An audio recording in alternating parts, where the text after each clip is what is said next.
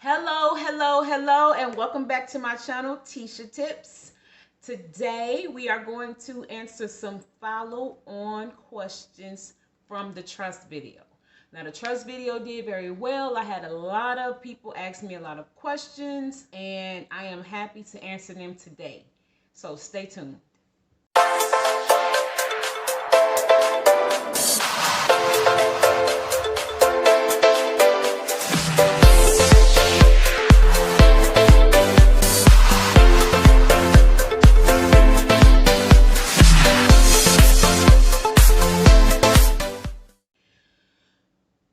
Okay, so we're going to jump right into it. I'm just going to go down the list. I received a lot of repeat questions, so I just, filtered it out. And if you have more questions after this video, like I said, you can always put it in the comments below. You can send me a message in Messenger on Tesha Tips Facebook, and I will reply, or I'll answer the question eventually. Okay, so first question was how to choose an executor. Okay, you have to be careful with this one because remember, that person is officially you on paper. Okay, this person is you. They can sell your stock, they can sell your house, they can sell your kids. I'm just playing. But they can sell anything you can sell. They can do anything you can do. On paper, this person is you. So just keep that in mind. Now, you can use a friend, you can use a family member, you can even use a bank. Okay, just remember, if the person does not know you, they're more than likely going to stick to the paper. So if a circumstance come up and you didn't cover that circumstance in the paper, they might not give the person the money or the thing or whatever that you want them to receive. But if it's a person who knows you and knows what your goal was for your money and your assets, then they'll be a little more flexible and be able to, put some thought and feeling into it. So just be careful with who you choose. But definitely your choice, and choose wisely. And remember, you can always modify. If you choose more than one executor, you can take people off, you can add people on later. So remember that part. What is something that I should know before I do it? I would say know what age you want to leave things to your kids or family member, right? So I'll just probably say kids because that's what I have and that's what I did in mine. So I was able to say at this age, I want this child to get this much money. And then at this age, I want him to get this much money. And then at this age, he can receive the rest. Or at this age, I want this child to get this house. At this age, I want this child to get this car. So kind of have an idea of what you want the children or the people, family member, friend to receive and when before you go do the trust. Okay, have that idea. Also, I would recommend writing down everything you have and in what banks. So if you got 3 or 4 banks, write down Bank A, savings account, this much money. Bank B, checking account and savings account, this much money. Schwab, investment account. This place has my 401k. This is how much is in there. This place has my IRA. This is how much is in there. I have jewelry. This is about how much these are praised for. I have paintings. Just go down the line and write it all down. So when you're at the lawyer's office, you're not wasting time, because we know with lawyers, time is money. So try to do as much planning, pre-planning as you possibly can do. What happens if you don't have a trust? So if you don't have a trust, I don't know if that means this person has a will, right? So we know the difference by now between a will and a trust. You're going to go through probate with the will. With the trust, you won't. Probate cost, okay? So depending on how much assets you have, probate is going to cost you well over the cost of a trust. That's why it's important.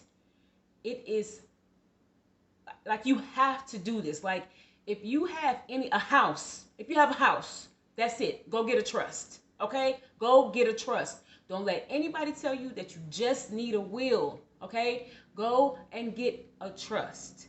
Please, because by the time they finish with probate, the lawyer gets this, the executor gets this, the court gets this.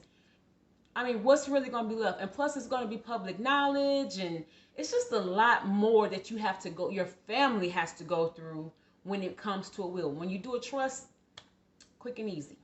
Unless you forget to put something in it, then you'll have a problem. Know the local laws. That just simply is saying every state is different. Okay, some states may charge 2% for probate.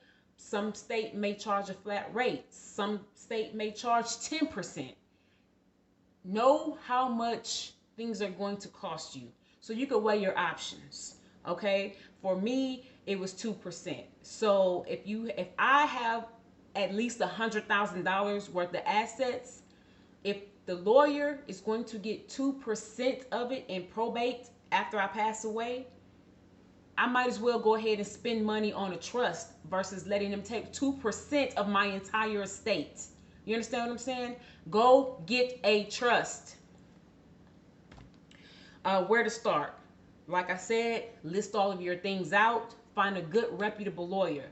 And remember, from my experience, the days of free consultation, it's kind of over. You know, like I barely found 1-2 lawyers that do a free consultation. So think about that. And we're talking about $340, $350 an hour plus. So I would try my best to have my ducks in a row before I called the lawyer and made that actual appointment. What do I put in the trust? Everything. So this is the main issue that the lawyer was telling me that she had with people. They would come and get the trust, but they wouldn't fund the trust. Funding the trust just means putting stuff in it. It's like buying a house but never putting furniture in it. So you have to put the items, your assets inside of the trust. Okay? So you have this trust. It's just the cover. You got to put things in it. When I say things, savings account, checking account, you can make your trust the beneficiary of your 401k, your IRA, your houses. These things have to get changed over and put inside the trust. So pretty much after I received my official trust document, which is this,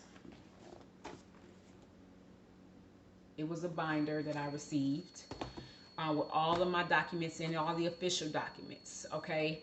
So once I receive that, you take that. It's a one piece of paper that's in there that allows you to just, instead of carrying this whole binder, you can carry that one piece of paper if anyone needs to know that, if anyone needs proof of it, of the trust, which I haven't been asked for proof.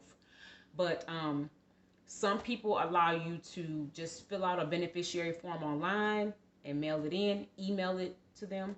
Some people wanted you to print off the form, fill it out, sign it, and mail it back. So it's just a matter of those. But make sure you get confirmation from everyone.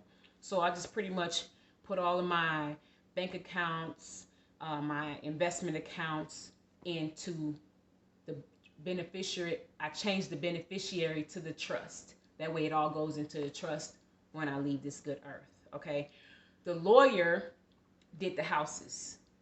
When I was doing the, when I went for my meeting with the lawyer, she's going to want the deeds to your property. So if you have any properties, make sure you grab the deeds first. That'll save you time, and give those to her, copies of those to her, whatever. If you can't, if you don't have the deeds, him or her, I'm saying her. If you don't have the deeds, you can get those. Sometimes your lawyer can get them for you as well. So you're going to need that too. Okay. Are there different types of wills? Yes. And I'm going to read off to you. Let me see what's in here. So the first page is the index.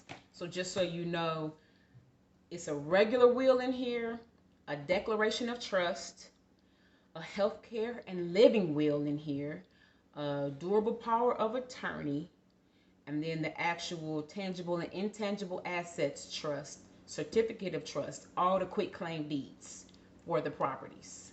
Okay? All of those items will be put into a binder and sent to you via your lawyer. Okay?